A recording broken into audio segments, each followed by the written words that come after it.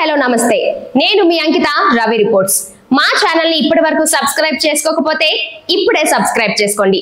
Meghalaya honeymoon లో భర్త రాజా రఘువంశీ దారుణ హత్య, భార్య సోనం నిందితురాలని పోలీసుల ఆరోపణ। ప్రియుడితో కలిసి హత్యకు కుట్ర పన్నినట్లు అనుమానం। 2003లో బెంగళూరు రింగ్ రోడ్ హత్య కేసుతో పోలికలు। నిశ్చితార్థమైన మూడో రోజే కాబోయే భర్తను చంపిన శుభ। తాజా ఘటనతో మరోసారి ఉలిక్కిపడ్డ దేశం। దేశవ్యాప్తంగా తీవ్ర సంచలనం సృష్టించిన రాజా రఘువంశీ హత్య కేసులో మైండ్ బ్లాంక్ అయ్యే నిజాలు బయటకొస్తున్నాయి। హనీమూన్ కోసం మేఘాలయ వెళ్లిన భర్తను భార్య సోనం హత్య చేయించిందన్న ఆరోపణలు యావత్ దేశమంతా సంచలనమయ్యాయి। హనీమూన్ కు మేఘాలయ వెళ్లాలనే ప్లాన్ కూడా సోనందే। ఈ హనీమూన్ లో హనీ ట్రాప్ నిజంగా థ్రిల్లర్ మూవీ చూసినట్టుంది। ప్రియుడితో కలిసి సుపారిచ్చి భర్తను హతమార్చినట్లు ఆరోపణలు ఎదుర్కొంటున్న సోనం స్టోరీ ప్రస్తుతం హాట్ టాపిక్ గా మారింది।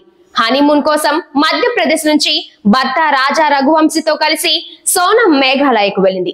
ముందు ప్లాన్ చేసుకున్న ప్రకారం ప్రియుడు రాజ్ కుష్వాహాతో కలిసి భర్త హత్యకు స్కెచ్ చేసి మర్డర్ చేసింది। ఆ తర్వాత సోనం కనిపించకుండా పోయింది। కొద్ది రోజులకు రాజా రఘువంశీ మృతదేహం లభించింది। Tourist guide, hotel CCTV footage, phone call data ఆధారంగా మేఘాలయ మధ్యప్రదేశ్ పోలీసులు ఇన్వెస్టిగేషన్ చేశారు। అయితే తాను అమాయకురాలనని, తనని ఎవరో కిడ్నాప్ చేశారని, వాళ్ళెవరో నాకు తెలియదని సోనం భలే బుకాయించింది। కానీ పోలీసుల ఇన్వెస్టిగేషన్ మామూలుగా ఉండదుగా, నిజాలు అలా బయటకు లాగేశారు। ఒక్కొక్క తీగలాగి మరి సినిమా చూపించేసరికి నేరం అంగీకరించింది। సరిగ్గా 2 దశాబ్దాల క్రితం బెంగళూరులో జరిగిన రింగ్ రోడ్ మర్డర్ కేసు అచ్చం ఇలాగే ఉంది। బెంగళూరులో 2 సంపన్న కుటుంబాల్లో పెళ్లి కల చూసే వాళ్ళకి అద్భుతంగా ఉంది। కొద్ది రోజుల్లో పెళ్లి జరగబోతుంది, కానీ కాబోయే భార్య తన భర్తను అత్యంత కిరాతకంగా హత్య చేసింది। ఇది చెప్పే ముందు మేఘాలయ మర్డర్ గురించి మళ్ళీ ఒకసారి చూద్దాం। అసలు మేఘాలయలో ఏం జరిగింది? రాజా రఘువంశీ సోనం దంపతులు హనీమూన్ కోసం మేఘాలయ వెళ్లారు। అక్కడికి వెళ్లిన వారిద్దరూ కనిపించకుండా పోవడంతో ఫ్యామిలీ మెంబర్స్ పోలీసులకు కంప్లైంట్ చేశారు। పోలీసులు ఇన్వెస్టిగేషన్ చేస్తున్నప్పుడు తూర్పు కాశీ హిల్స్ జిల్లాలోని సోహరా ప్రాంతంలో ఒక జలపాతం సమీపంలోని లోయలో రాజా డెడ్ బాడీ కుళ్లిపోయి కనిపించింది। ఈ ఘటనతో అదృశ్యం కేసు కాస్త మిస్టరీ మర్డర్ కేసుగా మారింది। కొన్ని రోజుల సస్పెన్స్ తర్వాత సోనం ఉత్తరప్రదేశ్ లోని ఘాజీపూర్ జిల్లాలో పోలీస్ స్టేషన్ లో లొంగిపోయింది। అయితే ఈ కేసులో సోనం ప్రమేయం ఉందని తమకు ముందే తెలుసని పోలీసులు చెప్పారు। సోనం తన ప్రియుడు రాజ్ కుష్వాహాతో ఉన్న ప్రేమ వ్యవహారమే ఈ మర్డర్ కు రీజన్ అని తెలుస్తోంది। సోనంతో పాటు రాజ్ కుష్వాహా సుపారీ గ్యాంగ్ లను అరెస్ట్ చేసి అన్ని కోణాల్లో దర్యాప్తు చేస్తున్నారు। 2003 నాటి బెంగళూరు రింగ్ రోడ్ మర్డర్। 2003లో బెంగళూరులో జరిగిన ఈ ఘటన అప్పట్లో పెను సంచలనం సృష్టించింది। 21 ఇయర్స్ లా స్టూడెంట్ శుభ శంకర్ నారాయణ్ కు 27 years software engineer BV Girish తో ఎంగేజ్మెంట్ జరిగింది। అప్పట్లోనే గిరీష్ నెలకు ₹1,00,000 పైన శాలరీ తీసుకుంటున్నాడు। గిరీష్ గుడ్ క్యారెక్టర్ అని శుభ తల్లిదండ్రులు కోరి ఈ సంబంధాన్ని కుదిర్చారు। 2 ఫ్యామిలీలు బాగా సెటిల్ అయిన వాళ్ళే। శుభ తండ్రి ఫేమస్ లాయర్। గిరీష్ ఎంగేజ్మెంట్ అయిన తర్వాత చాలా హ్యాపీగా ఉన్నాడు। పెళ్లికి ముందు 3 రోజులు ఫ్రెండ్స్ కి పార్టీలు, ఫ్యామిలీతో సంతోషాలు బాగా గడిపాడు। చాలా గ్రేట్ ఫీలింగ్ అని తన ఫ్రెండ్స్ కి చెప్పాడు।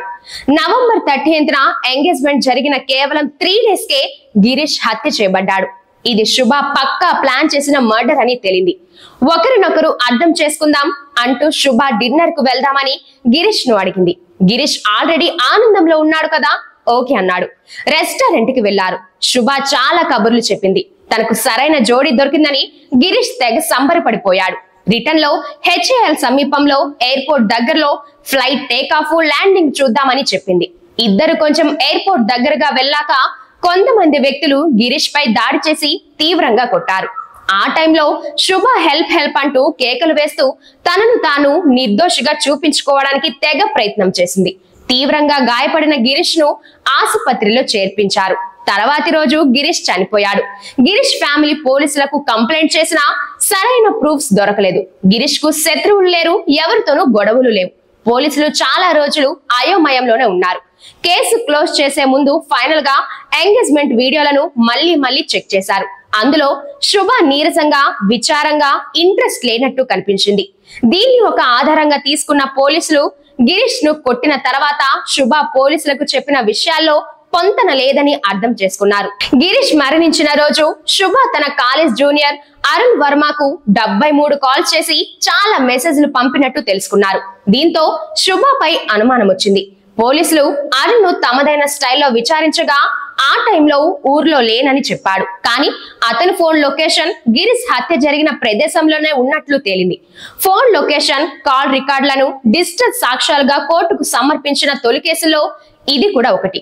పోలీసులు ఇద్దరిని తమదైన శైలిలో విచారించగా తామే గిరీష్ ను హత్య చేసినట్లు ఒప్పుకున్నారు. శుభ అరుణ్ తో ప్రేమలో ఉందని, ఈ సంబంధానికి ఆమె తండ్రి ఒప్పుకోకపోవడంతో గిరీష్ ను మర్డర్ చేయడానికి ఇద్దరు ప్లాన్ చేసి ఇద్దరు వ్యక్తులను హైడ్ చేసుకున్నారని వెల్లడైంది. ఈ కేసులో శుభ, అరుణ్ మరో ఇద్దరు హంతకులకు కోర్టు జీవిత ఖైదు విధించింది. సాక్ష్యాలను నాశనం చేసినందుకు కూడా శుభ దోషిగా తేలింది. 2014లో సుప్రీంకోర్టు ఆమెకు బెయిల్ మంజూరు చేసింది. తాజాగా మేఘాలయలో జరిగిన ఘటన 2 దశాబ్దాల నాటి ఈ దారుణాన్ని గుర్తు చేస్తూ ప్రెజెంట్ రిలేషన్షిప్స్ ఎంత దారుణంగా ఉన్నాయో ఇలాంటి చీకటి కోణాలను చూస్తే అర్థమవుతుంది. మీ అంకిత, రవి రిపోర్ట్స్.